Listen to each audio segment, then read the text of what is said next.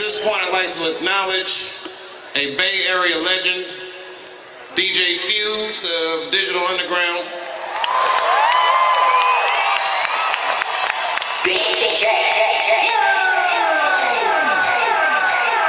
As part of my affirmative action plan, I'm trying to give white DJs a chance. People like Fuse have played in hip-hop's minor leagues for years so that Eminem could be in the majors. I'm just fucking with you, Fuse. This is not the minor leagues. Fuse brought sound effects too. We have tons of them. We do this all the time. Fuse, give me a sound effect. Yes, that's I don't know what the fuck that is. What else you got, Fuse? Give him a minute. This motherfucker's surfing the web during the show. This is money well spent. He's probably uploading this show right now to YouTube so he can see what's bullshit? Oh no, there's a heckler in the audience.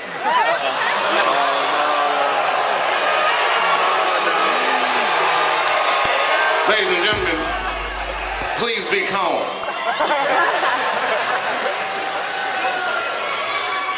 So anyway, this is like some rock star shit, and I see security is, I don't know what security is doing. There's a lot of hubbub around. Don't fuck with the man in the yellow shirt.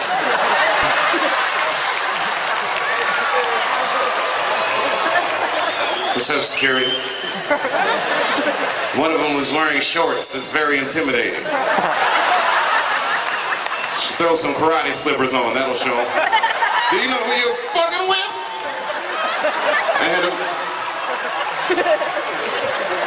I do shit like that. I go to Chinatown and wear karate slippers just to intimidate motherfuckers. I don't do that. That would be funny though if I was sneaking up on people in Chinatown. Well, you got them on too, nigga.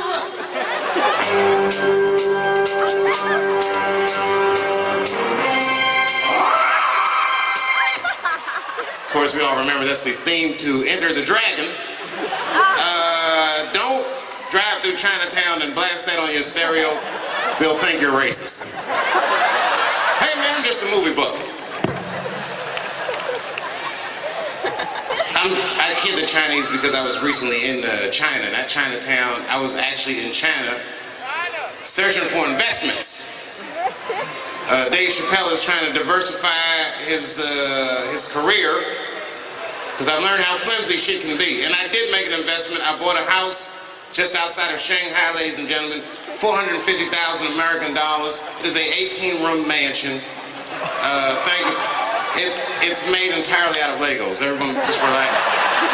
It's Chinese building material. Live in a house of poisonous toys. As a matter of fact, I got the building parts from a Chinese toy store. It's communist. It's called Toys Are All of Us. All right, I made that part up. But when I was in China, I had a chance to see the Great Wall, and I know that there are a lot of Chinese American audience members, and I want to say congratulations to you. It's a fucking phenomenal wall. It's probably the greatest wall I have ever seen. It's amazing. I didn't know that Chinese people in ancient China had Mexicans. Ladies and gentlemen, yes, I did just say that. But don't misunderstand me. Because I would never take that accomplishment away from the Chinese. I know the Chinese built the Great Wall of China to keep Mexicans out of China, which is a very advanced idea that America didn't think to do till 2003. I wonder how that wall is coming. Okay, I say things like this, but you guys understand I'm joking. Which is a good thing. And one time that I was doing a show, this is some real Bay Area shit, I was doing a show, and there was a couple in the audience. The wife was obviously Asian. And the husband, his lineage was more mysterious. He could have been from Mexico, or maybe he was from Bangladesh. I didn't know what this guy was from. Now, I'm a tactful person sometimes, but in this particular instance, I wasn't tactful. I actually asked him. I said, so hey, where are you guys from anyway? And the wife was offended. Maybe rightfully so. She looks at me and she goes, well, I am from Berkeley. If you are asking my ethnicity, I am Chinese. And the husband says, he's like, I'm Mexican, bro. Okay, and then I'm just joking around. Now, it's not the best joke, but all I could think of in a second, I said, oh, wow. I said, man, you guys are going to give birth to the hardest working baby that's ever lived. Obviously, I'm joking. That's obviously a joke, right? Everybody knows that babies don't work in America. Folks, I'm just trying these jokes out. I'm writing the jokes for the Republican Party. I'm just joking around again. I'm not even political. Oh my God. So I don't know if you guys heard about it. I had a little nasty spill in a show in Miami a couple weeks ago. Yeah, it was terrible. Fucking terrible. And I was heckled by all Native Americans. And the people were camera phoning me, so I had like a Kramer moment. It was really fucked up. Yeah, if such thing was possible for a black comedian, that actually happened to me. I had a Kramer moment.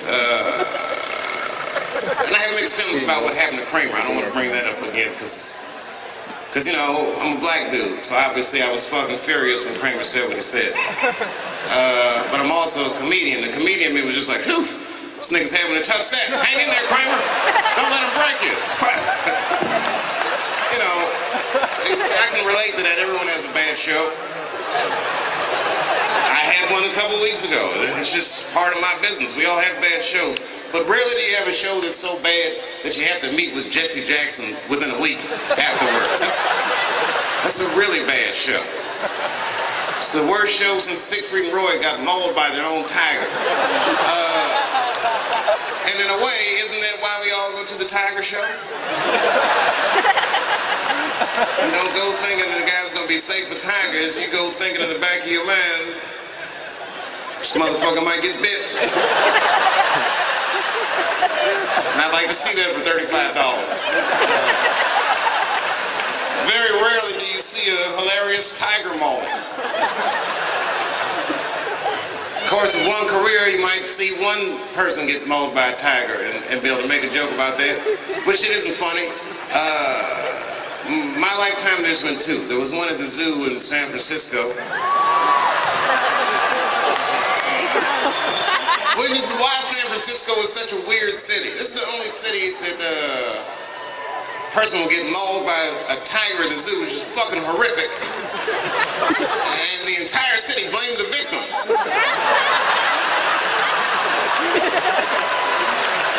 He was teasing that tiger. So the fuck what? The tiger is not supposed to jump out of this hole under any circumstances. They shouldn't, has to be one of the worst mismanagement stories I've ever heard at any zoo. You shouldn't expect to be killed by an animal, no matter what kind of funny faces or popcorn and shit they were throwing at him. The tiger fucking killed two people. I watched the whole thing in the news. They were like, well, the San Francisco police were called, which is another crazy thing. I just can't imagine calling the police. Hello, this is Tiger, help! And they said that the police said that they fired a warning shot. Just kill that motherfucker. He's bad. This tiger is bad.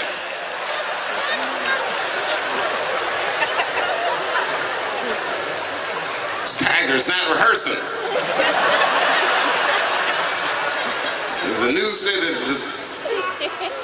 to chase one of his victims 300 yards. God damn. 300 yards. That's 3 football fields. You know how fast you have to run to outrun a tiger for 300 yards? That is fucking amazing. He probably woke up in the hospital with an NFL recruiter standing over his bed. You did good, son. Damn good. I know this is a bad time, but I'm with the Cincinnati Bengals. And you have the right stuff. That's what he wants to hear.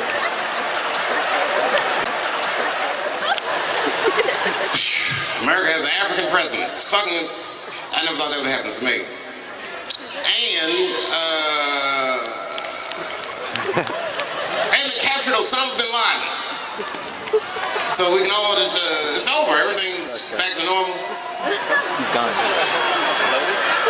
So I'll just act like none of that shit ever happened. Not only did they capture Osama bin Laden, they shot him dead and threw that motherfucker in the bottom of the sea like Megatron, like they left room for a sequel. Maybe Osama will come back.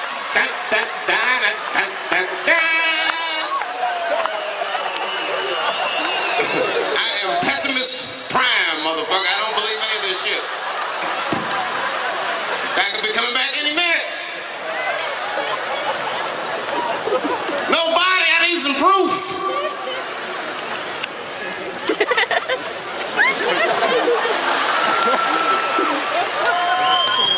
Where happened to Osama bin Laden? Where's the body?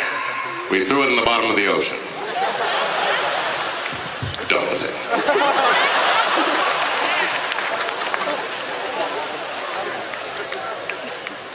What a shitty hiding place he had. He had an apartment in Kabul.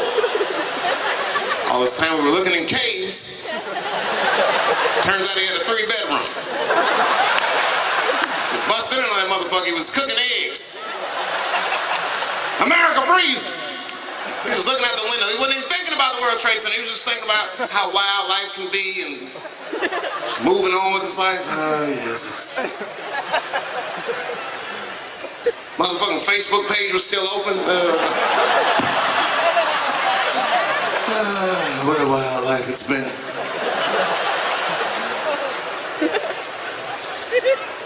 Shot that motherfucker. Freeze America! Oh no! Blah! You see it like a movie. Him falling back in slow motion. Hot sauce falls out of his hands.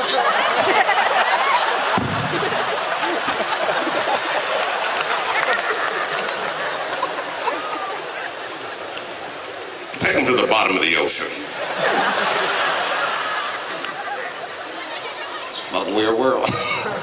It's a weird world we live in. And the president's black.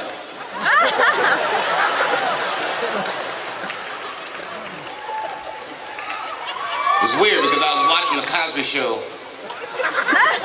And it was the one where Rudy got a dog. And then I realized I was watching CNN and it was Barack and the... Not Rudy at all.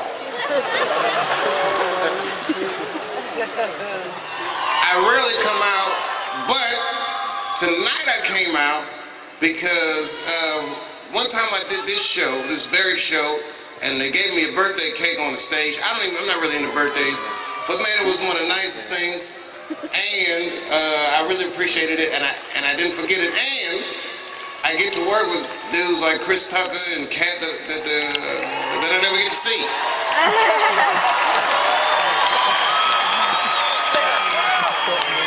And I rarely get to see them. It's my own fault. I live in the middle of nowhere.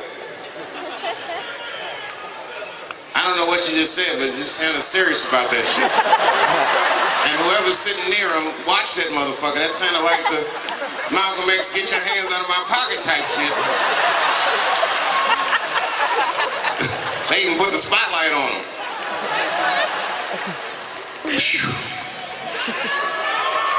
Alaikum salam to the Muslims, Ramadan Mubarak to the Muslims. I didn't know there were so many Muslims here. Everyone relax.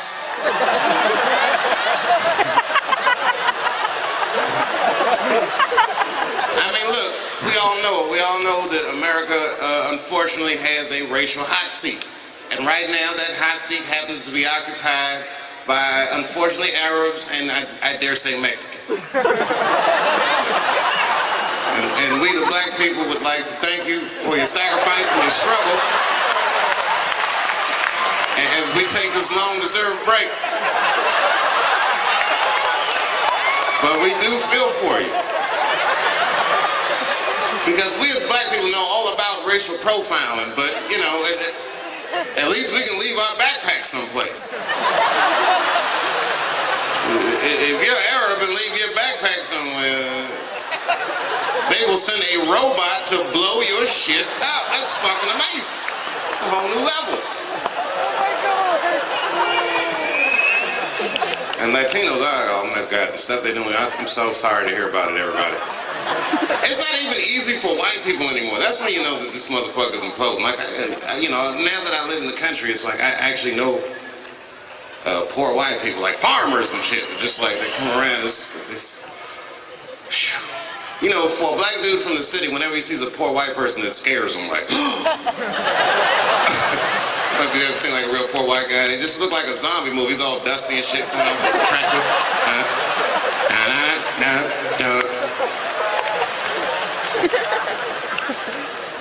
We're all in it together. Told you I'm running out of shit to talk about. I'm working up for the finale.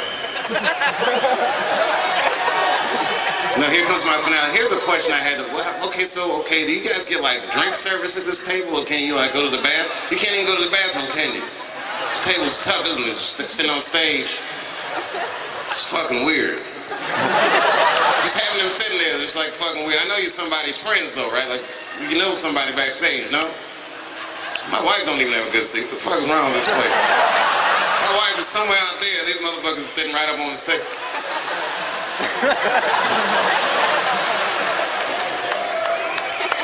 I'm totally joking. I don't mind you being there. It does make me a little nervous, but I'm assuming that someone with the yellow shirt patted you down, lost some karate slippers on him.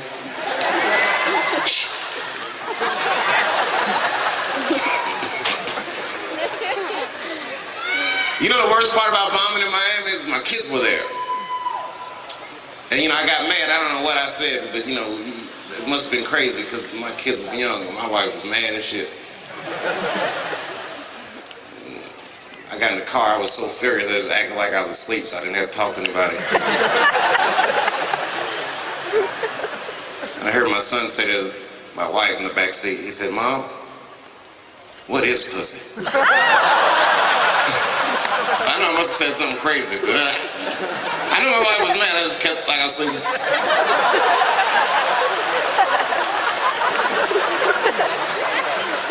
She said, "Son, pussy is what keeps this family together." Drove off into the night. I love you, San Jose. I thank you. It's good to see you again. Good night.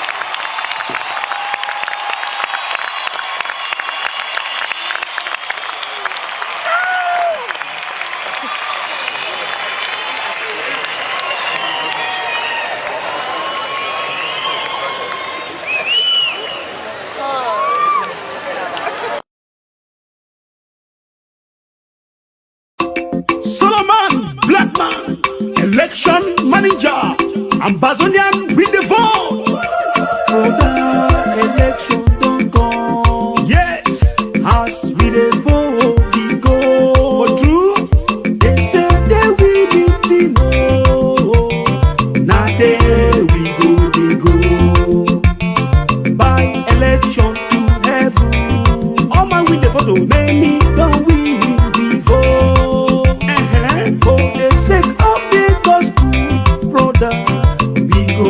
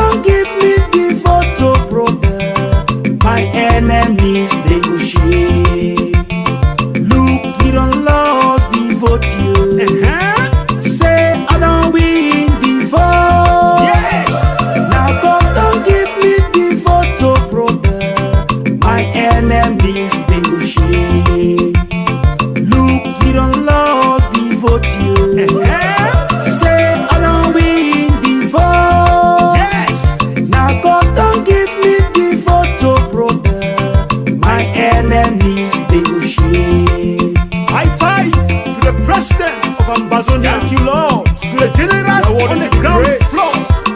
I fight them all for your faithfulness. From north to south, the Amazonian population. I say high five. You have been the vote. I welcome you all, Ambazonia. God bless you.